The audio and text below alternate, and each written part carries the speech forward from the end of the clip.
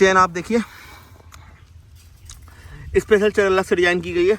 बाकी चेन में भी आप ध्यान से देखेंगे यहाँ पर तो बैजिंग दिखा, तो यहाँ भी चेन में बैजिंग दे रखी है। ये आपका शॉकर है जो फुली एडजस्टेबल है, बहुत ही अच्छा शॉकर है।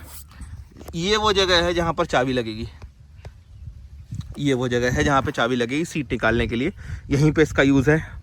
बॉडी फाइबर की दे रखी है बट कलर कॉम्बिनेशन बहुत अच्छा है और मजबूत है।